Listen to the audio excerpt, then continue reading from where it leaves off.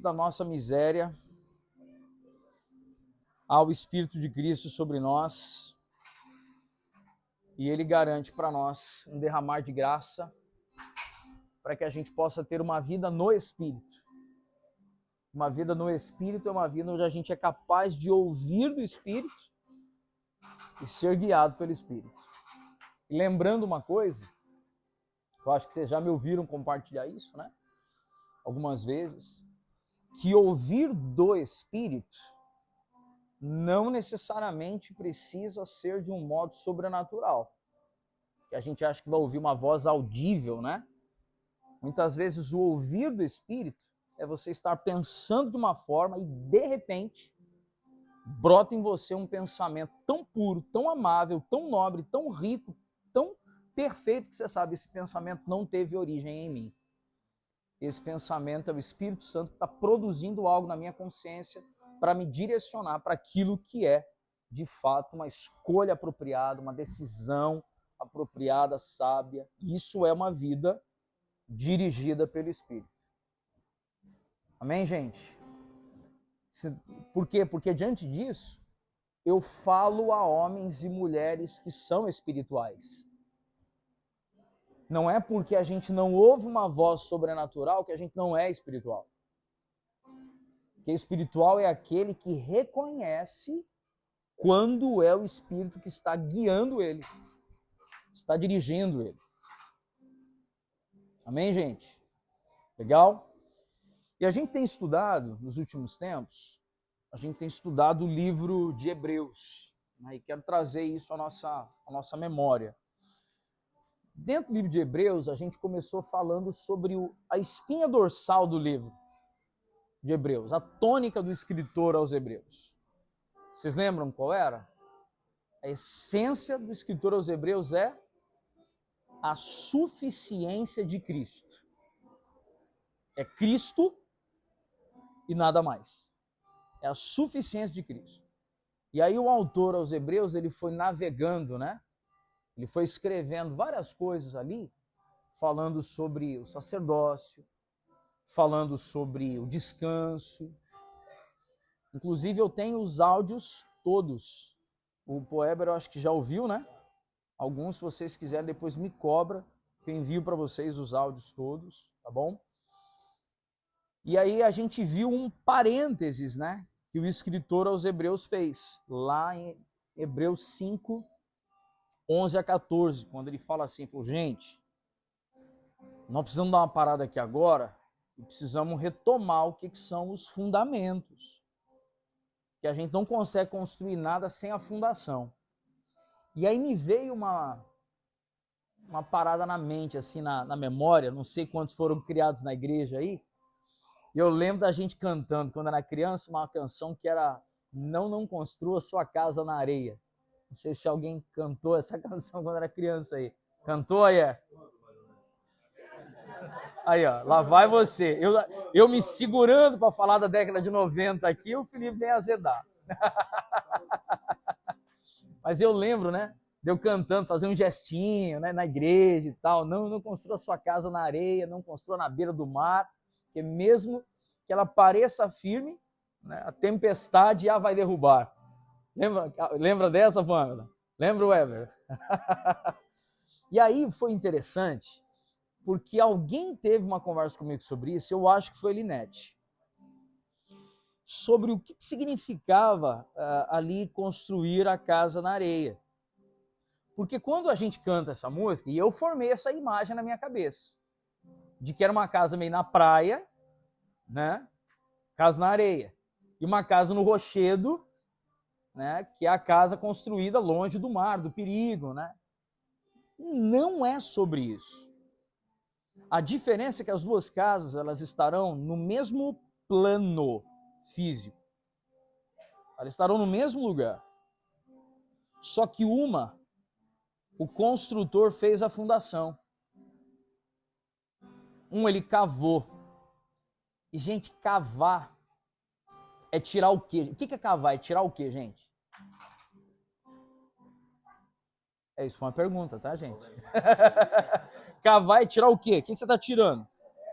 Você está tirando terra, está tirando areia, está tirando barro, está tirando terra. Cavar é sobre tirar da nossa natureza humana. É arrancar tudo aquilo que é a gente. Arrancar tudo aquilo que é o nosso desejo carnal, aquilo que é a nossa natureza, o nosso jeitão, o nosso temperamento. É tirar, é cavar. Até conseguir chegar onde, gente? Na rocha. E aí você estabelece a pedra angular, a pedra de esquina, do qual Cristo é. Essa pedra de esquina, ele é essa pedra angular, o fundamento sobre o qual estão postas todas as coisas. É sobre Jesus Cristo. Ele é o fundamento. E aí sim, duas casas visivelmente idênticas. A olho nu, elas são iguais. Mas uma tirou tudo que era natureza humana. Então, quando vier a tempestade, eu permaneço firme, não é porque eu sou bom, é porque a estrutura foi construída sobre o fundamento, que é Cristo. Ele é o fundamento. Ele é o fundamento. E o escritor aos Hebreus estava chamando isso para nós, entendeu? A gente não pode deixar de olhar para a fundação. E aí nós temos os 6 fundamentos da fé, que estão lá em Hebreus, capítulo 6, conforme a gente já começou a estudar. Vocês lembram qual é o primeiro fundamento? O primeiro fundamento é arrependimento. A gente fala de arrependimento, segundo o que a gente compartilhou semana passada, o nosso maior nível de arrependimento é o arrependimento do pecado original. Qual que é o arrependimento? Todo mundo querendo rir, ninguém teve coragem. Eu liberei o riso primeiro.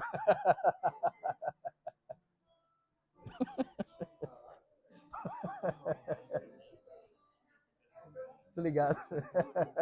Eu sei. Não, eu tinha sacado isso, mas... Não. Não, mano, nenhum de nós ali seria capaz de uma coisa dessa. Não, mano, não.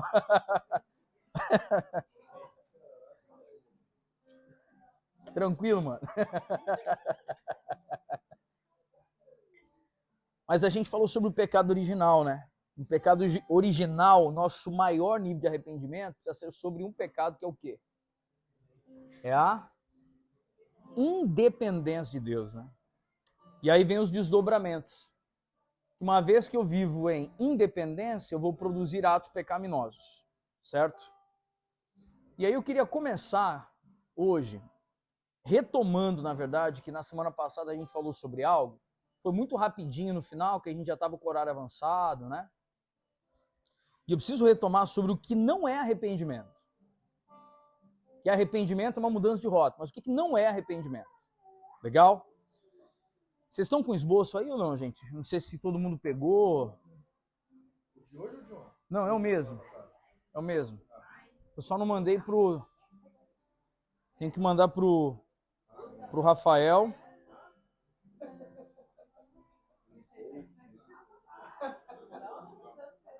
Vou mandar pro Rafael aí. O Eber tem, né, mano? Né? Você encaminhou pra Priscila já? Mandei aí, mano. É o mesmo da semana passada. E aí, lá na página de número 6, no finalzinho, a gente tem ali o que não é arrependimento, certo? Primeira coisa, o arrependimento ele não é apenas a convicção de pecado, de estar na direção errada e de estar na independência e desobediência de Deus. Porque o arrependimento, gente, ele produz algo. Então, não é só eu ter um entendimento, uma convicção de que eu estou vivendo de forma absoluta, mas ele produzir algum tipo de reação. Então, o arrependimento, primeiro, não é apenas uma questão intelectual. Embora o arrependimento comece onde? A gente falou sobre isso, não foi? Mas da mente, ele tem que descer para onde? Para o coração. Vai envolver as emoções. E vai se desdobrar nas mãos. Vai produzir uma atitude. Então, arrependimento não começa nas mãos, nem começa no coração, assim, nas emoções. O arrependimento começa onde? No intelecto, na mente. Segundo, o arrependimento não é apenas uma tristeza ou remorso por sentimento de culpa ou por ter sido descoberto em alguma falta. A tristeza acompanha o arrependimento, mas não é o seu aspecto principal. É a mudança de atitude de vida. Aí eu queria ler aqui, queria que alguém lesse para a gente aí, alguém abrisse, em 2 Coríntios 7, 9 e 10. Alguém pudesse ler esse texto aí para a gente.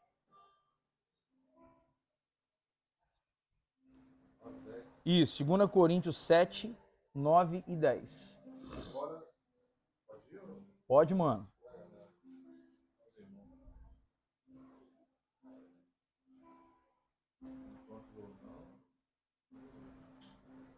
Pode ler, mano, pode ler. Agora, no entanto, me alegro não porque fostes contristados, mas porque o efeito da tristeza vos levou ao arrependimento. Porquanto, segundo a vontade de Deus, é que fostes entristecidos, a fim de que não sofresseis prejuízos algum por nossa causa. A tristeza, conforme o Senhor, não produz remorso, mas sim uma qualidade de arrependimento que conduz à salvação. Porém, a tristeza do mundo traz a morte. Amém. Olha que interessante, a tristeza e o remorso por um sentimento de culpa não é o suficiente. Embora exista uma expressão aí chamada tristeza o quê, gente? Segundo Deus ou segundo o coração de Deus, né? Guarda aí que a gente já vai desdobrar melhor essa expressão. Mas só remorso, só tristeza não é arrependimento, né? Lembrando que nós não estamos falando de arrependimento, gente, apenas de atos pecaminosos. Não é arrependimento porque eu xinguei. Não é arrependimento apenas porque eu menti. É um arrependimento porque eu tenho vivido uma vida de independência. Amém, gente? Senão a gente acha que é só o ato pecaminoso que a gente tem que resolver. E o que a gente tem que resolver é o machado já está posto à raiz. E a raiz é o quê? É a independência de Deus. Agora vamos lá. Não é uma reforma parcial de alguns aspectos da vida que se descobrem estar errados. Não é tornar-se religioso, pois esse cuida apenas das aparências e não da reta atitude para com Deus. Vamos ler ali, alguém abre para mim Mateus 23 e leia os versos 27 e 28. Mateus 23, 27 e 28.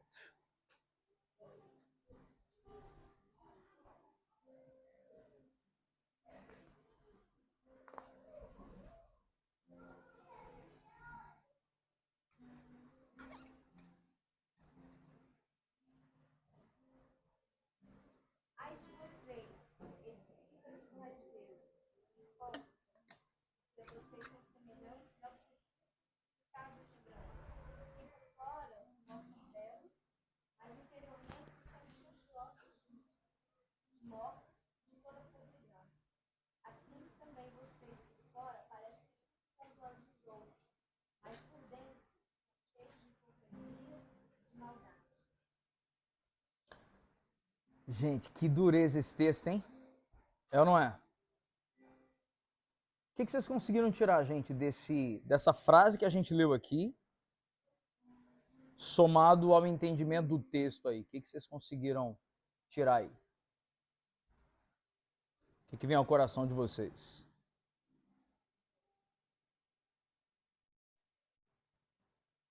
Lembrando que a gente continua na mesma diretriz, né, gente? Quando vos reunis, um tem salmo, um tem canção, um palavra de conhecimento, outro sabedoria, um revelação. Isso fala de todos poderem fluir, né? E aí?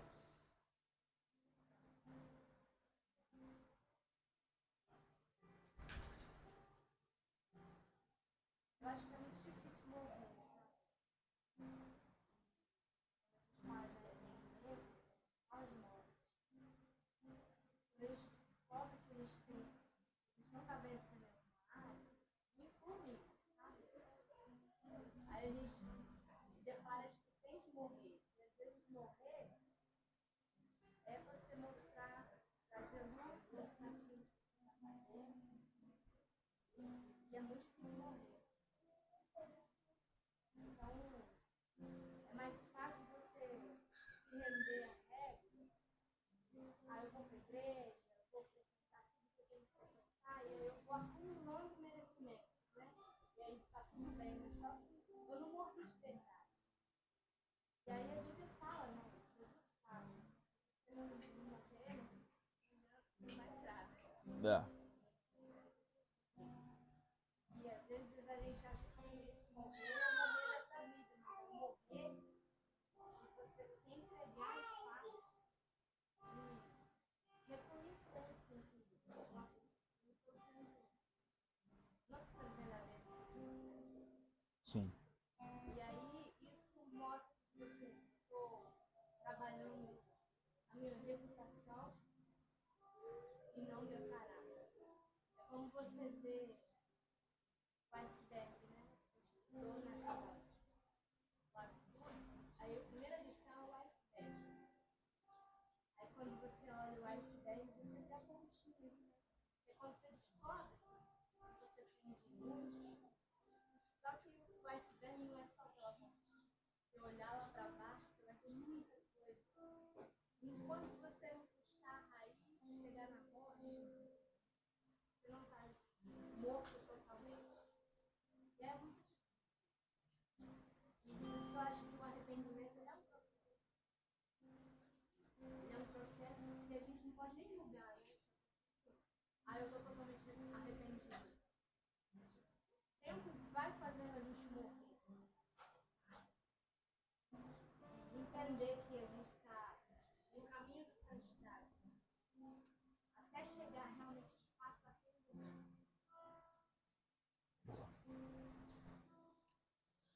Que aí é a obra da regeneração, né? Muito bom. Sabe uma das coisas que me chamou a atenção nesse texto, irmãos? A gente pega aqui que não é apenas sobre a gente ter uma mudança de aparências, mas e sim uma mudança da nossa natureza. Por quê?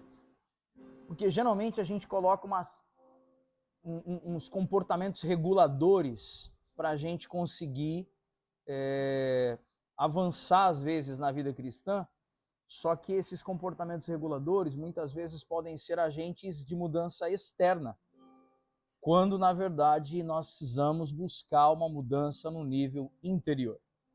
Consegui me expressar bem, gente? Só que essa mudança no nível interior, ela não é produzida por nós. Ela é produzida por quem? Quem é que produz essa mudança interior na gente? É o Espírito Santo. Agora, fato é que se há uma mudança interior, ela vai se desdobrar em mudança no nível exterior. Só que ainda assim, a gente tem que entender que a gente está num processo.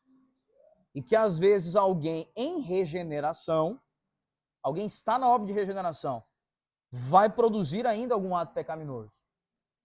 Embora já esteja matando a raiz da independência. Consegui me expressar bem ou não, gente? Isso norteia, isso orienta até as nossas relações aqui. Por que norteia até as nossas relações? Porque ainda que haja algo, né, no Felipe Alves, que eu olho e falo assim, caramba, meu, eu não acredito que esse cara fez isso, tá louco. Ele tá em obra de regeneração, mas ainda vai produzir atos pecaminosos. Faz sentido ou não, gente? Amém? E por fim, não é tornar-se crédulo de qualquer coisa que parece espiritual, nem a aceitação de credos ou doutrinas sem mudança de vida. A ênfase aqui é na mudança de quê, gente? De vida, ok? Eu posso crer na verdade que me pregarem, mas se a verdade que me pregarem não me pregar na cruz, olha só, gente, se a verdade que me foi pregada não me pregar na cruz, é só verdade no intelecto. Se a verdade que pregam para mim não me prega na cruz, não é vida e é morte para mim. Porque agora eu não sou mais inocente.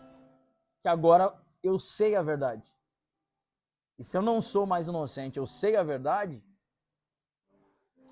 quando vier o justo juiz, aí ele vai me tratar com alguém, que é aquela palavra que a gente usou lá de Hebreus 5, né? Quando o escritor aos Hebreus usou o grego notroi. Alguém lembra o que significa essa palavrinha? Oi? Notroi, do grego. Essa palavrinha significa displicente, indolente. Ou seja, aquele que sabe o que deve fazer, ou seja, já tem a consciência do que deve fazer, mas voluntariamente não faz. Olha que desafio, né, gente? Ok? Na outra página, coloquei ali 3 tipos de pessoas, né? Quais são os 3 tipos de pessoas que a gente conhece, que a gente consegue reconhecer? Muitas vezes na gente, tá? A gente fala às vezes dos outros, né? E a gente tem que reconhecer isso em quem? É na gente. Primeiro tipo de pessoa, quem está no centro? O eu está no centro. É o incrédulo, né? O eu está no centro, ele faz tudo para si mesmo, pensa em si, as escolhas são pensando em si. O segundo tipo de pessoa, gente, quem é? É o religioso. O curioso é que o religioso, quem está no centro? O eu também. Aí, quem estiver anotando alguma coisa e quiser fazer um registro, eu diria uma coisa. O religioso, ele faz muito uso da cultura da meritocracia. O que é a cultura da meritocracia? Como está o eu no centro, eu quero isso, então eu jejuo, porque eu quero algo. Faz sentido ou não, gente? O religioso, cara, eu tô passando uma luta, então eu jejuo para Deus me livrar dessa luta. É o eu no centro. Mas existe um tipo de gente que nós precisamos ser. Qual o tipo de gente que a gente precisa ser? Que é o terceiro tipo de pessoa aqui. É o discípulo. E aí quem está no centro? Aí é Jesus. Deixa eu trazer para vocês uma palavra que o Rômulo compartilhou comigo. Vocês conheceram o Rômulo, né? A maioria de vocês aí conheceu o Rômulo. O Rômulo falou uma parada para mim tem quase 20 anos. Engraçado, né? Quando uma verdade gera vida, hoje, gente, eu esqueci de lembrá-los que ali tem a água, tá? E pode levantar, pegar ali, tem gelo ali, para ficar à vontade, tá bom? Então, quem precisar, a gente pediu exatamente para isso, tá? Então, vamos lá. O Rômulo compartilhou para mim um negócio muito especial, assim. Dentro do coração da gente, tem duas coisas em especial. Um trono e uma cruz. Então, quem gosta de ilustrações aí, um trono e uma cruz. A questão é quem a gente define que vai estar no trono e quem vai estar na cruz. Por quê? Porque geralmente o religioso, Cristo está dentro do coração dele. Só que onde? Na cruz. E o sujeito está onde? No trono. Só que quando o pau quebra, ele quer que Jesus resolva os BO dele. Só que Jesus está preso na cruz e ele está no trono. Então Jesus não tem como ele, entre aspas, né, gente? Uma ilustração, vocês estão entendendo? Jesus não vai sair da cruz para resolver o problema e o sujeito continuar no trono. E o desafio aqui, em relação ao arrependimento, e o que é o arrependimento, assim, de forma prática para nós? é o sujeito levantar do trono e dizer assim: eu sou incapaz de governar todos os elementos da minha vida. Vou lá, tiro Jesus da cruz e gentilmente peço para ele sentar ali no trono. Só que os dois lugares têm que estar preenchidos. Se Jesus saiu da cruz e eu cedi o trono para ele sentar, então eu tenho que ir para onde agora? Aí eu tenho que ir para a cruz. E aí, como eu fui para a cruz, o dia que der um beozaço, que a gente precisar resolver alguma coisa, tudo bom, Tiaguinho? E o dia que der um beozaço, que não tiver jeito de resolver, é Jesus que está no trono, ele pode corrigir o curso de todas as áreas da nossa vida, porque a gente foi para a cruz. E ele está no trono. Fez sentido, gente? E aí quando a gente para pensar agora, assim, como é que tá o trono e a cruz aí dentro do nosso coração, assim, sabe?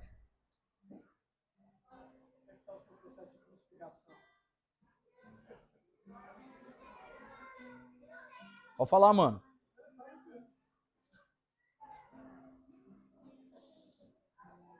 Faz sentido ou não, gente? Porque se há arrependimento, há uma vida agora de dependência ou independência? Dependência. Então, quando vem o viver diário, que inclusive eu quero até mudar essa conversa um pouquinho, quando vem o viver diário, porque a gente geralmente diz assim, quando vem, se cansou, mano, fica de boa, tá? Tá tranquilo. Porque geralmente a gente fala assim, quando vem os problemas, né, e tal. Gente, o viver diário da gente já sinaliza essa dependência de Deus, assim, sabe? Já aponta para essa dependência de Deus. Porque às vezes não vai ter um problema, sabe, Aline? Não vai ter um problema para resolver. Às vezes é uma escolha pura e simples. Mas essa escolha pura e simples revela que a gente depende de Deus. Ou a gente confia muito na mão da gente, assim, sabe? Confia muito no braço da gente. Deixa eu contar para vocês uma coisa. Eu não quero entrar em todos os detalhes aqui, assim, mas eu tive uma conversa há algum tempo atrás com 2 casais aqui, em especial. E eu trouxe para esses casais uma fala minha de 5 anos atrás. E há 5 anos atrás eu compartilhei com eles que eu decidi algumas coisas da minha vida, assim, sabe? Isso daqui eu posso fazer, isso daqui eu vou escolher, isso daqui, papapá. Não tinha nada de ilícito, sabe, gente? Só que eu era o sujeito de mim. Eu era o sujeito de mim mesmo, assim, naquela área da minha vida, assim. E o Senhor me conduziu, o Senhor me quebrou, né? Você fala, mas Deus quebra a gente, pastor? Deus quebra a gente ou não, gente? Se alguém quiser anotar, anota aí. Oséias 6, quando ele começa dizendo: vinde, tornemos ao Senhor, porque ele nos despedaçou e nos sarará. Está falando de um povo que muitas vezes faz o que dá na cabeça. Está vivendo de modo dependente ou independente? Está vivendo de modo independente. Aí o Senhor vem e faz o quê?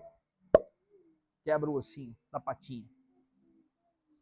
Fala, agora você só tem um lugar para estar. Seu lugar para estar é sob os meus cuidados. Você sabe que o pastor beduíno, na cultura pastoril, lá no Oriente, eles têm uma ovelha muito arisca, eles pegam a ovelha muito arisca, né? Ela vai e se enfia no meio do arbusto e fica presa. Vai para a área que pode ter um predador. Aí o pastor vai e faz o quê? Ele pega a ovelha e detalhe, gente, eu li isso recentemente em um livro de Philip Keller, Nada Me Faltará, que fala sobre o Salmo 23, e ele quebra a pata dianteira direita. Olha só, gente, ele quebra a pata dianteira direita. Porque por hábito, geralmente a ovelha ela vai aprendendo, né, a andar, e o primeiro passinho que ela dá é com a perna o quê? Dianteira direita.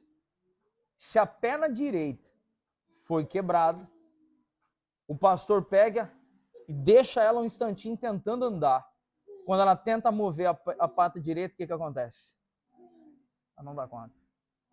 Aí ela para, fica estática, não está dando conta. O pastor vem e põe ela no cangote. E o detalhe, né? A ovelha pode até sentir a dor da patinha, mas quem suporta o fardo, quem é? Até que ela esteja regenerada, em condições de caminhar debaixo da voz do bom pastor, supremo pastor e bispo das almas. Que é a voz dele que a gente tem que reconhecer, não é, gente? Aí isso é dependência de Deus. E aí, está produzindo algo no coração de vocês, irmãos?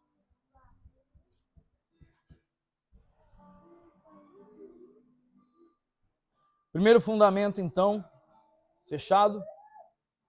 Arrependimento. Segundo fundamento, já começando na página 9. Qual é o segundo fundamento? Fé. E aí eu fiz até uma anotação ali. Geralmente a gente pega nas traduções fé em Deus, não é isso? E na verdade é fé sobre Deus. É fé nele. Não é fé sobre o que ele pode fazer. Gente, isso é muito importante, hein? Isso é muito importante. Não é fé sobre o que ele pode fazer.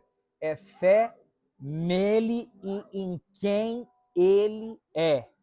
É fé sobre Deus, é sobre quem Deus é. Porque fé em Deus pode ser um D minúsculo. É um fé em uma divindade que é uma divindade com D minúsculo. A pessoa acredita que o santinho pode fazer algo. Acredita, né, que a reza ali pode fazer algo. Acredita que não sei o... Peraí, nós estamos falando disso não. Nós estamos falando de fé sobre quem Deus é. O Wayne Grudem, no livro Teologia Sistemática dele, ele faz um desenho, uma animaçãozinha incrível, gente. Ele faz o seguinte, ele coloca o desenho de um homenzinho, e esse homenzinho, ele está fazendo assim, ó. Ele está numa posição, na mão dele, pecados. E ele está fazendo isso daqui, ó, pecados. Mas o rostinho dele está virando para cá. E aí o Wayne Grudem, nessa ilustração, ele coloca arrependimento. É pegar o pecado e fazer o que com o pecado, gente? Eu estou jogando. É arrependimento isso daqui. Só que o arrependimento só existe porque eu olhei para alguém e criei em alguém. Faz sentido ou não? Por isso que arrependimento e fé são duas faces de uma mesma moeda. Eu não tenho um arrependimento genuíno se eu não crio de fato em quem Deus é. E eu também não estou acreditando plenamente se eu não conseguir assumir uma vida de arrependimento. Consigo me expressar bem, irmãos? E aí, olha só que especial aqui. O texto de Atos 20, 21, testificando tanto a judeus como a gregos, o arrependimento para com Deus e a fé em nosso Senhor. Está colocando o arrependimento junto com o quê? Com a fé. E ali nós estamos falando do ensino doutrinário da igreja primitiva. Esse era o ensino doutrinário. Falou de arrependimento, tem que falar o que junto, Poeber? Tem que falar de fé. Ok? Arrependimento e fé são dois lados de uma mesma moeda. Aí tem uma frase em negrito no fim desse primeiro parágrafo que eu queria reforçar. Na verdade, desculpa, eu quero ler um pouquinho antes. O arrependimento trata com algo negativo da vida. Ele pega a nossa natureza e faz o quê? Despeja a parte negativa, visando anular o pecado. A fé já é algo positivo, que visa buscar aquilo que Deus coloca diante da gente. Então, por meio do arrependimento, eu pego o que é negativo e me desfaço. Por meio da fé, eu me aproximo de quem Ele é. Olha só, gente, que especial. Isso é ou não é um fundamento incrível para nós? Arrependimento sem fé resulta em religiosidade. E fé sem arrependimento resulta em hipocrisia. Gente, essa frase fala tudo ou não fala? Se a gente se arrepende e não tem fé, a gente está vivendo a meritocracia. A gente acha que foi a gente que conseguiu vencer o pecado. Se a gente diz que tem fé, mas não tem uma vida piedosa de arrependimento, é hipocrisia, porque a gente fala uma coisa, mas as nossas obras ainda são pecaminosas. Por isso que arrependimento e fé são indissociáveis, né? Uma coisa só. Dois lados de uma mesma moeda. Fala aí, Albert, pensou em algo aí, mano? Você respirou fundo? Em paz? E alguém aí, gente, quer compartilhar algo?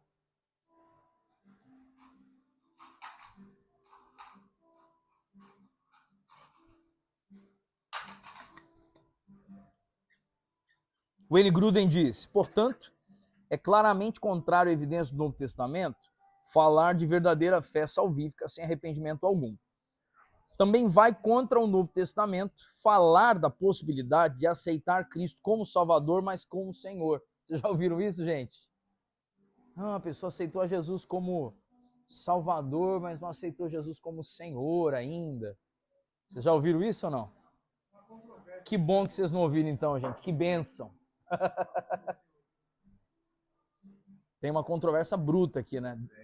Bruta.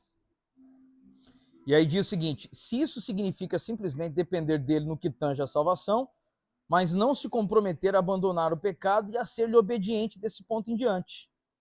Quando compreendemos que a fé genuína, que a genuína fé salvífica, tem de estar acompanhado do genuíno arrependimento de pecados, e isso nos ajuda a entender porque algumas pregações do Evangelho têm atualmente resultados inadequados. Eu queria parar aqui um segundinho. A ênfase dele aqui, quando a gente não compreende que fé não pode estar separada de arrependimento, então ele aponta que algumas mensagens podem não ter o resultado ideal. E por quê? Aí ele desdobra. Se não houver menção da necessidade de arrependimento, às vezes a passagem do Evangelho torna-se somente isso. Creia em Jesus Cristo e seja salvo, sem nenhuma menção de arrependimento. Então nós precisamos anunciar, quando a gente vai proclamar o Evangelho, tem que anunciar a fé em Deus ou não, gente? Temos que anunciar a fé? Temos. Mas temos que anunciar que o homem já nasceu morto em seus delitos e pecados, que todos se tornaram inúteis para o cumprimento do propósito de Deus, e por isso nós precisamos nos arrepender. E aí, o maior desafio, qual é o maior desafio? É que quando a gente vai pregar, a gente fala assim, você tem que se arrepender dos seus pecados. E aí a gente está falando de ato pecaminoso, gente. E na verdade, nós temos que nos arrepender do nosso pecado. Que está falando do pecado o que agora? Original. E qual é o nosso pecado original? A independência de Deus. Então, quando a gente vai, né, isso para nós enquanto igreja, o dia que a gente vai e faz um apelo, esse apelo, você tem que se arrepender dos seus pecados. Gente, isso não convence mais ninguém. Não convence mais ninguém. Irmão, você tem que se arrepender de ter uma vida independente de Deus. Você tem que se arrepender de viver como se Deus não existisse. Você tem que se arrepender de viver uma vida sem considerar os preceitos do Evangelho. Esse é o verdadeiro arrependimento. É alguém que toca a vida sabendo que Deus está ali e eu estou tocando a vida aqui. Então ele crê em Deus e se arrepende por ter uma vida de independência. Esse é o arrependimento. Então isso, gente, isso vai mudar o nosso modus operandi de como fazer um apelo. À medida que o Senhor levantar entre nós pregadores do Evangelho, que a gente estiver em algum lugar, uma plataforma, proclamando o Evangelho para alguém, pregando fora, o Rafa às vezes prega fora e tal, a gente prega em outros lugares também e tal. Você vai pregar, você não prega, você tem que arrepender dos seus pecados, porque a pessoa é muito geral. É arrepender do seu pecado. E qual é o seu pecado? É a independência de Deus. Amém, gente? É fazer a coisa com a minha cabeça, meu intelecto. Eu estou sentindo isso, né? Eu sinto isso, né? Continua. Essa versão diluída do Evangelho não exige um compromisso de todo o coração com Cristo. O compromisso com Cristo, se genuíno, tende a incluir um compromisso de afastar-se do pecado. Pregar a necessidade de fé sem arrependimento é pregar metade do Evangelho. Isso resultará em pessoas enganadas, pensando que ouviram o Evangelho cristão e que o experimentaram, mas na verdade nada aconteceu de verdade. Então ela teve um sentimento, mas não foi uma consciência de natureza. Gente, olha só, puxar uma estilo Paulo Borges, né?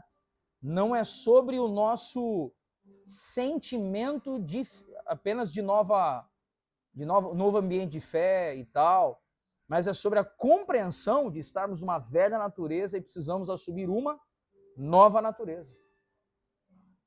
Então, quando a gente proclama o evangelho, gente, olha só, quando a gente proclama o evangelho, o arrependimento e fé, não é para produzir no outro uma vida melhor. É para que o outro seja coparticipante da natureza divina. Por isso que eu prego com ardor, porque assim como eu tenho essa nova natureza divina, eu quero que o outro também tenha. Então eu não tenho vergonha de pregar que o outro tem que se arrepender, porque o arrependimento e a fé são o único meio pelo qual ele pode assumir essa nova natureza. Faz sentido, gente? Claro.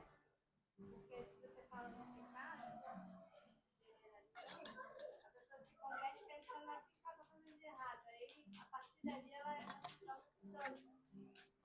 E ela tem um comportamento que parece que é melhor do que os outros. Aí produz o religioso, né? Aí, na verdade, quando você prega assim, você entende que, pá, tem muitos aspectos da minha vida que eu ainda preciso entregar para Jesus. E a cada passo que você vai dando, mais uma coisa que você vai descobrindo, o Espírito Santo vai falando e você vai entregando. É uma vida, porque João fala, se a gente disser que não, João fala, se a gente disser que não tem pecado, já pecou. Todos nós. Fez de Deus um mentiroso, né? Então do que ele está falando? Ele está falando da vida independente. Ele está falando de ter prazer nos desejos carnais. Eu tenho que aprender a ter prazer em Cristo. Então, quando você... eu caí no pecado, tive prazer, tirei o prazer de onde eu deveria ter colocado, aí eu tenho que me arrepender dessa independência. Eu tenho que ter prazer em Cristo. Uau. Muito bom. Finalzinho da fala ali do Gruden. Finalmente, olha isso daqui, gente. Que desafio, hein? Eita.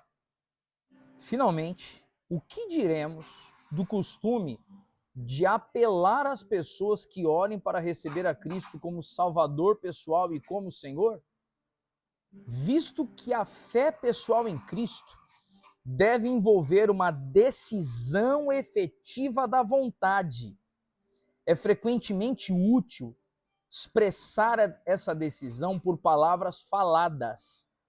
E isso pode assumir muito naturalmente a forma de uma oração dirigida a Cristo, na qual lhe falamos de nossa tristeza por causa do pecado, de nosso compromisso de abandoná-lo e de nossa decisão verdadeira de depositar nossa confiança nele.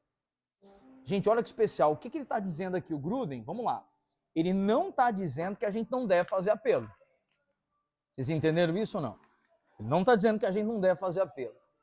Mas ele está mostrando como o apelo pode produzir apenas, assim, efeito placebo, né?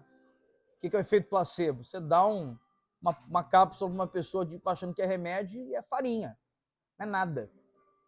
Por que efeito placebo? Porque a gente faz a pessoa levantar a mão e tomar uma decisão, a gente não perguntou para ela por que ela levantou a mão. Que ela pode ter emocionado com o ambiente de culto.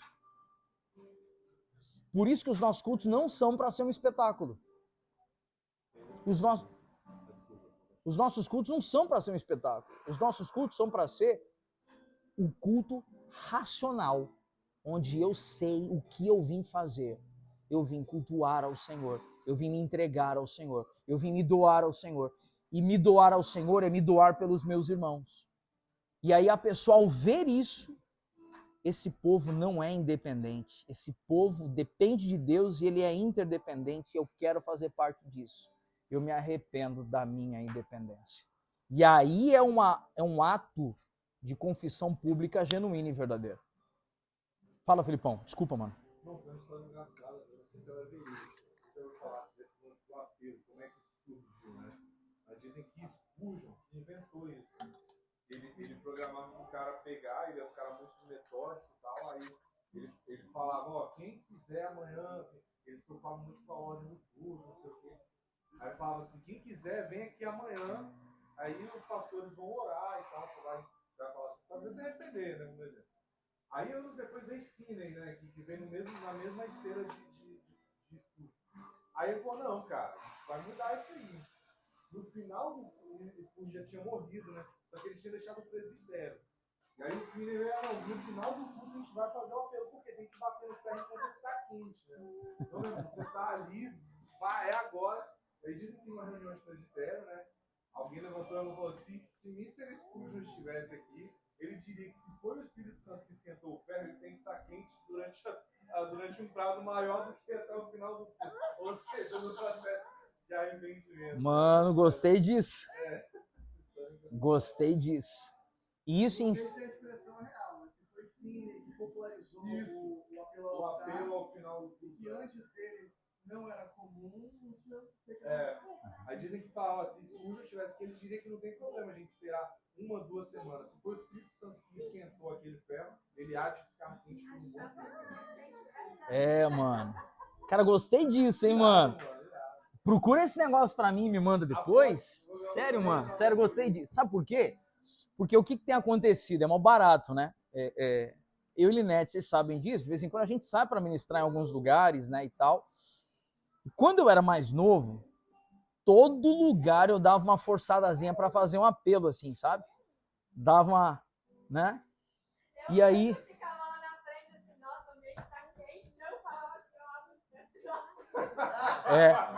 Só que ela tava no primeiro banco e eu tava vendo a igreja inteira e às vezes eu tava vendo o povo dormindo, entendeu? E aí o que tem acontecido nos últimos anos, assim?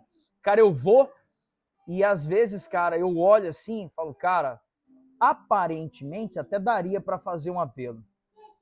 Só que culturalmente vai tornar muito emocional esse momento.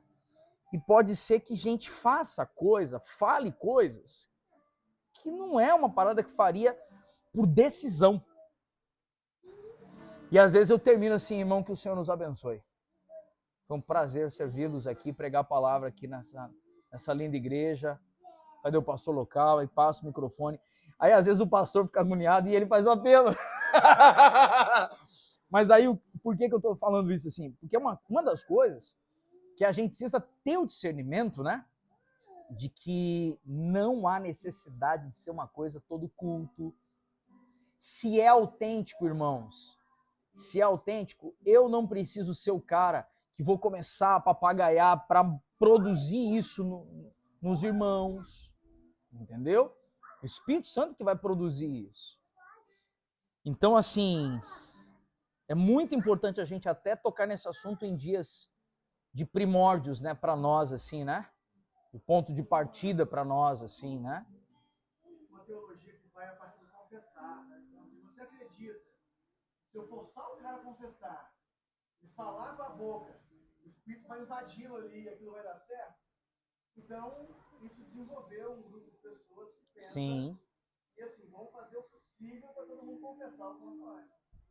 Mas se a gente pensa que, inclusive, vai até, eu acho que alguma voz que eu dizer, confessar seria obra, né? Se eu sou salvo na confissão, eu sou salvo numa obra.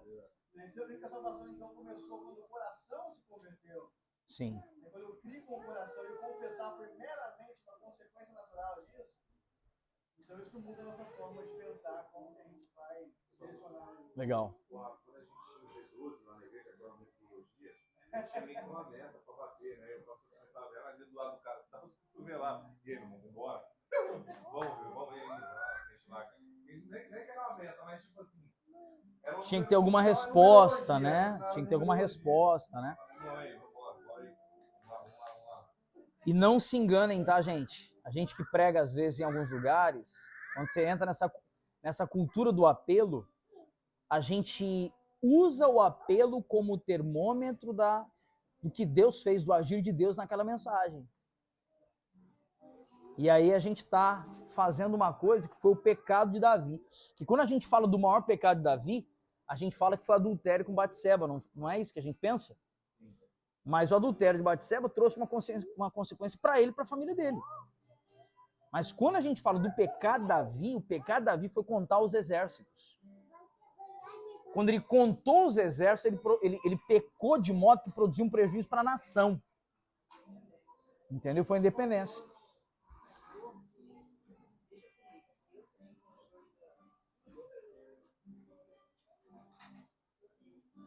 E aí dói, não dói, Adriano? E que a gente se guarde de sermos gente que faz contagem das coisas. Eu acho também há uma leitura ruim, talvez, da sociedade. A gente no Brasil, um país onde você sai perguntando na rua, 90% das pessoas vão dizer que já aceitaram Jesus. Então, será que realmente essa preocupação maior tem que ser fazer as pessoas aceitarem Jesus de novo? Ou elas refletirem melhor sobre o senhorio dele e a vida dele? Sim. Então, assim, às vezes nem é o mais importante, né, que a gente leve a pessoa a aceitar Jesus pela 20ª vez. E é uma leitura errada. Né? Boa, boa. E existem alguns obstáculos à fé, né, gente? Basicamente aqui a gente relacionou 5 deles. Primeiro obstáculo à fé: emoções. A gente achar que a gente está vivendo em fé e, na verdade, a gente está vivendo reflexos nas nossas emoções. A gente confunde emocional com espiritual. É impedimento à fé isso. Segundo impedimento à fé, timidez. A timidez aqui, é importante a gente dizer, que não tem relação com uma condição de temperamento, de ser mais introspectivo, mais calado. A timidez aqui está falando de algo que produz na gente uma proteção do eu. Isso daqui, Paulo escreveu a Timóteo, chamou a atenção de Timóteo que ele estava privando as pessoas do serviço que ele poderia prestar, porque Timóteo, vamos supor, tinha receios de se entregar completamente. Né? Então, tem uma distinção aqui. Os irmãos compreenderam essa distinção? Amém ou não? Oi? Eu acho que Milene, assim, eu vou falar bem na minha cabeça, assim, nesse momento, tá? Por exemplo, Elbert é um cara que, se eu fosse observar algumas situações, ele é um pouco mais tímido, entre aspas, mais calado, né? A gente tem, por exemplo, o caso do Ayer também ali também, ele é um pouco mais na dele, um pouco mais calado. Mas eles estão se privando de derramar Cristo? Não. Então, não é essa timidez que nós estamos falando, entendeu? Nós estamos falando de uma timidez aqui que produz inoperância, que ela priva o outro de um movimento meio de fé. Consegui me expressar melhor assim? Tranquilo? Você fala também, segundo Coríntios também, o pessoal fala que ele é tímido também, né? Sim. Então, não quer dizer exatamente a personalidade. Exato. Só para a gente fazer a distinção, porque a gente às vezes coloca, por exemplo, a gente usa, quando a gente fala do melancólico, a gente usa o termo melancólico de forma inadequada. Usa ou não usa? Na verdade, a gente chama de melancolia alguma coisa que a gente deveria chamar de outra coisa. Certo? Então, só para a gente não confundir. Ficou claro aqui ou não, gente? Tranquilo? Terceiro impedimento à fé: dúvidas. que é a interferência da razão sob a operação de Satanás. Sobre isso daqui eu quero colocar uma situação. Quantas vezes vocês me viram entrar em polêmicas nas redes sociais, gente? Desde que nós nos conhecemos. Já me viram entrar em alguma polêmica nas redes sociais? Tá aguardando ansiosamente? Quantas vezes vocês me viram dar pitaco naquilo que eu não vi, eu não presenciei? Vocês não me viram, né? Nós estamos vendo acontecer um movimento nos Estados Unidos, atualmente. Gente, eu não estou lá. Eu não vi. Então eu não vou falar. Não vou dizer que é de Deus e não vou dizer que não é de Deus. Mas eu também não vou deixar a incredulidade bater no meu coração e eu afirmar que não é de Deus. Que aí é uma ação de Satanás no meu intelecto para negar que aquilo é de Deus e que pode ser. Consegui me expressar bem ou não, gente? Eu não estou lá. Não percebi a atmosfera que está lá. Eu não vou palpitar. Não vou dar nenhuma resposta nas redes sociais. Porque o rebanho, uma coisa que vocês me ouviram falar algumas vezes, e hoje talvez eu possa dizer isso com mais serenidade e com mais propriedade. O rebanho que o Senhor tem nos confiado está aqui, não nas redes sociais. É para esses irmãos aqui que o Pai tem me chamado a dar alguma resposta e algum conselho. Mas eu não tenho que fazer nada disso nas redes sociais. Amém, gente?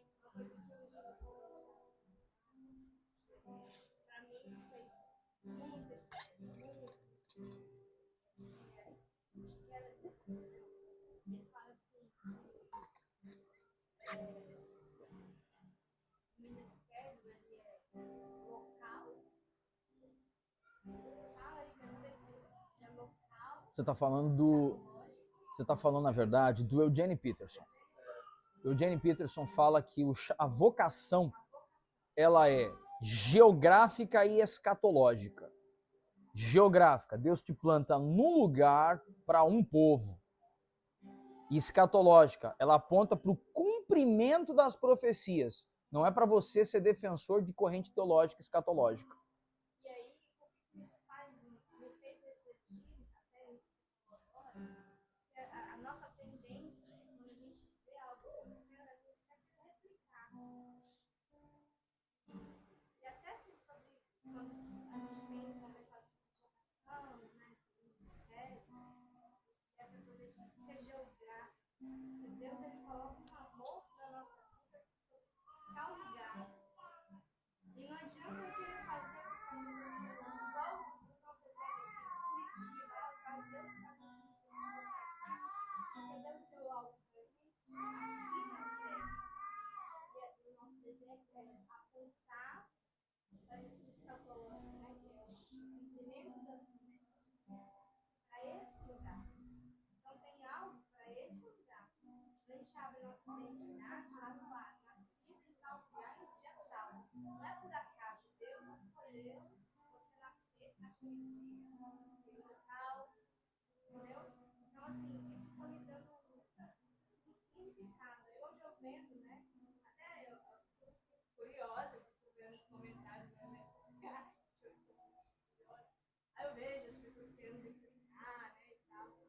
Aí eu penso assim, Deus tem algo para fazer. E Ele vai fazer. Depende do que a minha ação agora, o líder que vai querer fazer, para acontecer lá, o que vai acontecer lá aqui. Né? Se tiver de acontecer, vai acontecer, só que você está com o coração, você vai ter que achar qualquer coisa. Muito bom, muito bom. E para finalizar aqui os dois últimos impedimentos à fé, impurezas e pecados. Impurezas, na verdade, e o próprio Satanás, né? Gente, o que é viver uma vida de santidade, né? Vamos parar para pensar, né? O que é viver uma vida de santidade? É uma vida sem tropeços? É isso que é uma vida de santidade? Mas é uma vida que, ao tropeçar, eu tenho consciência de pecado me apoio na graça, me ergo e continuo caminhando na direção do Cristo. Amém, gente? Legal? Fechamos aí os 2 primeiros fundamentos, gente. Muito bom, né? Como é que tá sendo para vocês aí? Tá sendo... Os elementos que a gente está compartilhando, muitas coisas a gente já passou anos ouvindo, né, gente? Mas vocês conseguem enxergar a importância da gente revisitar esses fundamentos ou não? Legal? Fala, Haroldo. Tá pensando, mano? Hoje o povo tá... Será que eu tô com cara de bravo, amor? Gente,